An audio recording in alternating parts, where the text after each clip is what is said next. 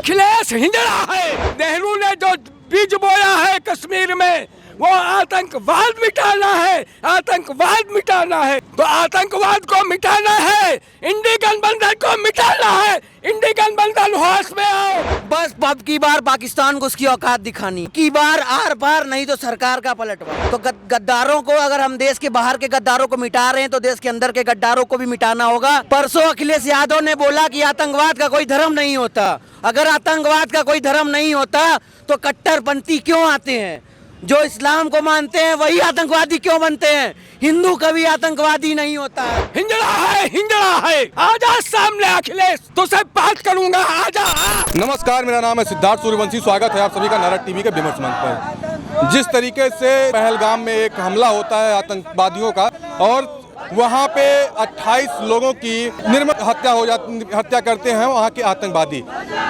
अभी मैं मौजूद हूँ लखनऊ में। जिस तरीके से मेरे पीछे एक भीड़ देख रहे होंगे, कैंडल मार्च लेकर के निकला हुआ है। ये लखनऊ का पार्थ स्मार्ट सिटी है, जहाँ पे वहाँ के कॉलोनी के लोग अपना आतंकवाद के खिलाफ जो अपना विरोध प्रदर्शन है वो कर रहे हैं। और यहाँ मेरे पीछे देख सकते हैं, आतंकवाद खत्म करो, जिस तरीके तमाम ऐसे नारेबाजी लोग लगा रहे हैं। आइए हम उन लोगों से जानना चाहते हैं, जिस तरीके से पहलगाम की घटना हुई है उसमें ये लोग विरोध प्रदर्शन कर रहे हैं और इन लोगों का विचार क्या है। आइए हम उनसे जानते हैं और बात करते हैं। जिस तरीके से आप लोगों विरोध प्रदर्शन कर रहे हैं, क्या कहेंगे? पहलगाम की घटना को लेकर क्या कहेंगे? बस अब की बार पाकिस्तान को उसकी औकात दिखानी है। छोटा सा पाकिस्तान बार बार हमारे देश की महिलाओं को विधवा कर रहा है। कब तक ऐसे सहा जाएगा? बस अब की बार आर पार है। अगर अब की बार नहीं हुआ तो ये सरकार भी बार बार यही होता है। अब की बार आर पार, अब की बार आर पार, क्योंकि अब तक सिर्फ फौजियों को मारा जा रहा था, इस बार निर्दोष जनता को मारा जा रहा है। अब की बार आर पार, नहीं तो सरकार का पलटवार। सरकार भी, इस सरकार की अगर बात करें, कहती है कि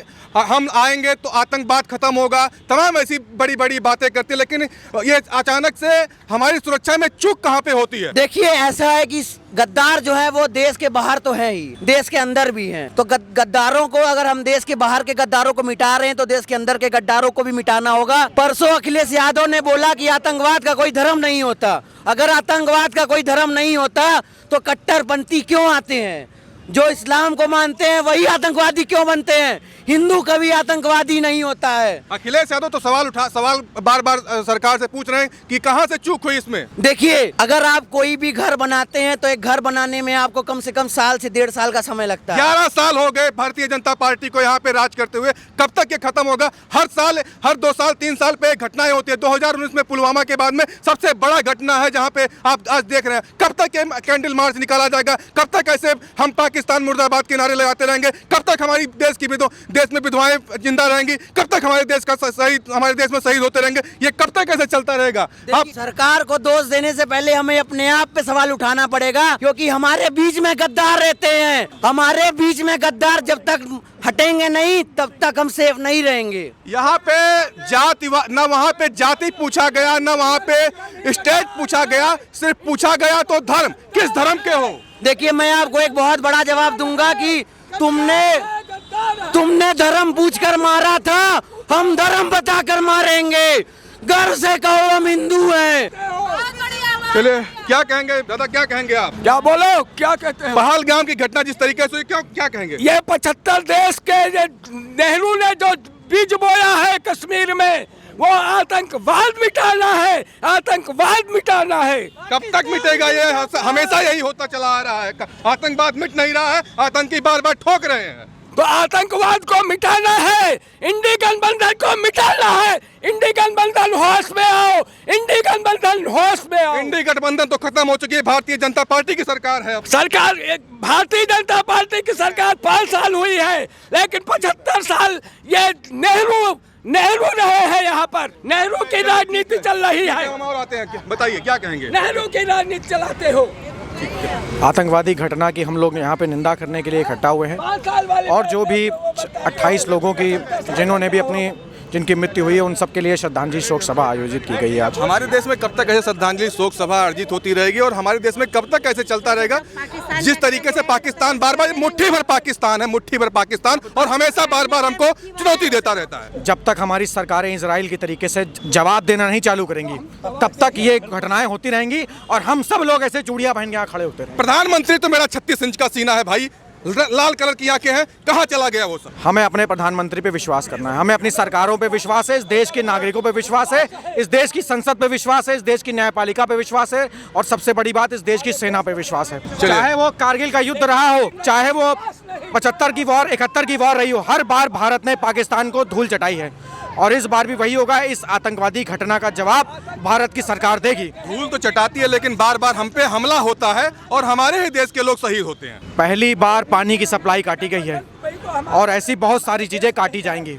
पाकिस्तान की जब तक पैर और इकोनॉमिक रिफॉर्म उनके नहीं काटे जाएंगे तब तक वो खड़ा रहेगा। बात करेंगे अगर हम दूसरे देशों का तो लड़ाई लड़ लेंगे, लेकिन अपने देश में बैठे गद्दारों से कब लड़ाई लड़ी जाएगी? सबसे बड़ी बात तो ये पहचानोगे कैसे कौन गद्दार है कौन असली है? सब तो मुखौटा पहन के घूम रहे हैं। आपदा में अवसर ढूंढा जा रहा है, वहाँ पे देख लीजिए जिस तरीके से फ्लाइटों के टिकट महंगे कर दिए जाते हैं। ये भी तो एक बहुत बड़ा सवाल उठता है सरकार पे। उपभोक्तावाद मुर्दाबाद। इसके लिए तो कमर्शियल कंपनियां जो बैठी हैं, एयरलाइन कंपनियां जो बैठी हैं, उनके ऊपर जब तक गवर्नमेंट ऑफ इंडिया अपने टैरिफ नहीं लगाएगी नहीं है।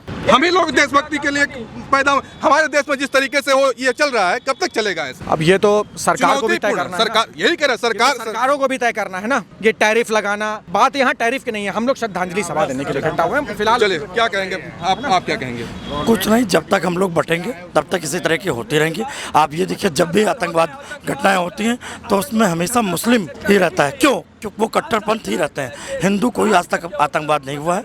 आतंकवादी हिंदू धर्म से कभी कोई नहीं आया है। जब तक हम लोग बटेंगे तब तक कटेंगे। अखिलेश यादव विपक्ष के नेता कहते हैं कि आतंकवादियों का कोई धर्म नहीं होता। अगर धर्म नहीं होता तो उन्होंने हिंदू धर्म पूछ करके क्यों मारा? अगर धर्म नहीं होता है तो उन्होंने क्यों पूछ के मारा? और सब शर्म की बात है, उनका एक स्टेटमेंट आया जो कानपुर में शहीद हुआ है निर्दोष, उस पर उन्होंने स्टेटमेंट दिया कि उससे मेरा कोई संबंध नहीं है। शर्म आनी चाहिए। मुख्तार अंसारी के वो डेथ पे वो पहुंच गए, उनके परिवार को सांत्वना देने पहुंच गए। एक शुभम जो खत्म हुआ लड़का, उसके नहीं गए। शर्म आनी चाहिए अखिलेश यादव को।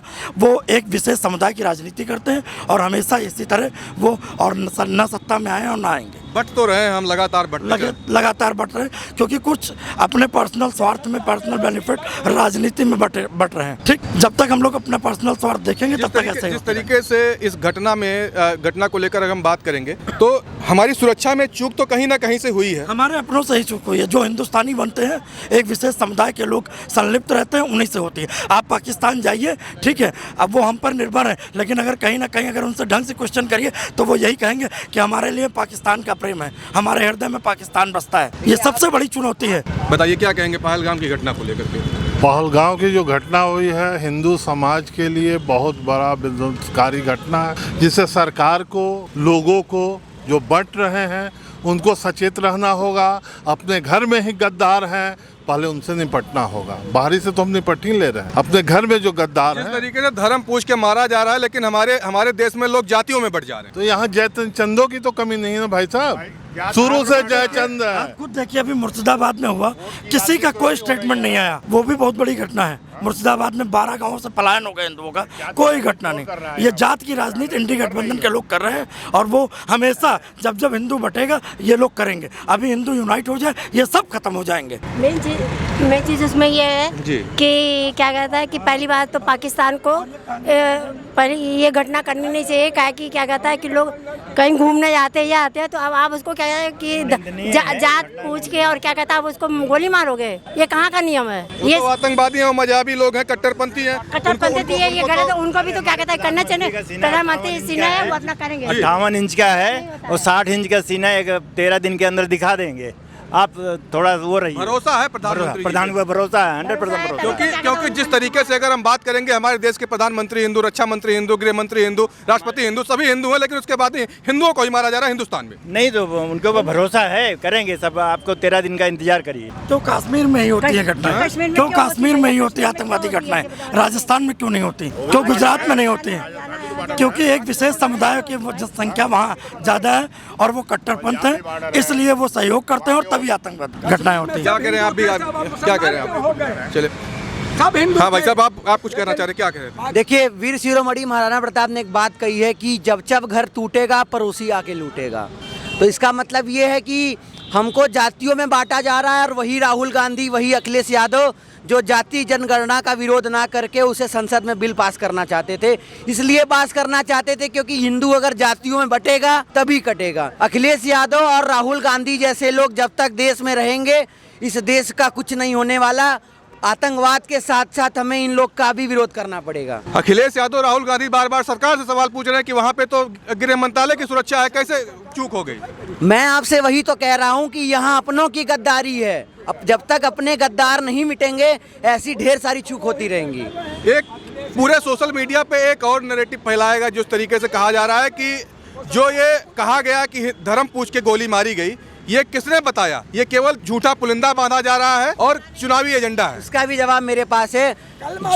जो बेचारी औरतें जिनके पति को उनके सामने गोली मार दिया गया, क्या वो उस मौत के सामने झूठ बोलेंगी? उन्होंने खुद ये बयान दिया है कि धर्म पूछ के गोली मारा गया है, और वहाँ के लोगों ने अगर उन्हें बचाने का प्रयास किया है उनको भी गोली मारा गया है। वहाँ अखिलेश यादव ने वो वीडियो डाल के खेत जताया था, लेकिन उसमें आधा वीडियो था। अखिलेश यादव, जो इंसान अपने पिता का नहीं हुआ वो देश का क्या होगा? जिसका पिता हिंदुओं पर गोली चलवाता है, जो अखिलेश यादव की सरकार में अलग अलग जिलों में कलमा पढ़ते टाइम मंदिरों को घंटे पकड़ लिए जाते थे, वो ये कश्मीर के मुद्दों पर बात करेंगे। वो इंसान नहीं, वो हिजड़े हैं। अखिलेश यादव हिजड़ा है, डंके की चोट पे कह रहा हूँ, अखिलेश यादव हिजड़ा है। जो अपने बाप का नहीं हुआ वो देश का क्या होगा? अखिलेश यादव अपने बाप का नहीं हुआ, नामर्द है अखिलेश यादव और राहुल गांधी। राष्ट्रीय चैनल पे मैं ये बात कह रहा हूँ, अखिलेश यादव और राहुल गांधी नामर्द हैं। जो देश के नहीं हुए, जो अपने पिता के नहीं, वो किसी के नहीं होंगे। क्या कह रहे हैं? अखिलेश हिंजड़ा है, हिंजड़ा है, हिंजड़ा है। आजा सामने अखिलेश, तुझसे बात करूंगा, आजा आ। और देख ले ये ब्रह्मदंड नहीं, ये पिनाक शस्त्र, ये काशी विश्वनाथ शिव। वो तो सवाल पूछ रहे हैं, अमित शाह से, गृह मंत्री से पूछ रहे हैं सवाल की क्या हुआ जो? अरे वो विपक्ष में सत्ता चली गई, अब उनको नोट चाहिए। पहले तो विदेश में पैसा जमा कर रहे थे, विदेश में पैसा चले गए, सत्ता चली गई तो घूम रहे हैं। तब सरकार से प्रश्न पूछ रहे हैं। 75 साल वालों से क्यों नहीं सवाल पूछते हैं? सवाल 11 साल वाले से भी होना चाहिए ना? है 11 साल वालों से भी। 11 साल वाला 56 इंच का सीधा ठोक के देता है। विश्वास है मुझको, विश्वास है मेरे। चूक कहाँ से हुई बाबा? चूक कैसे हुई? ये घर में ही जयचंद पृथ्वीराज चौहान के साथ जयचंद ने किया था, वही चूक है। चलिए, बहुत बहुत धन्यवाद। जिस तरीके से पहलगाम की घटना को लेकर के लखनऊ में पारसनाथ सिटी के लोगों ने आज विरोध प्रदर्शन किया आतंकी और आतंकवादियों का, हमने आपको दिखाया। ऐसे ही नई वीडियो के साथ मिलते हैं, तब तक के लिए जय हिंद।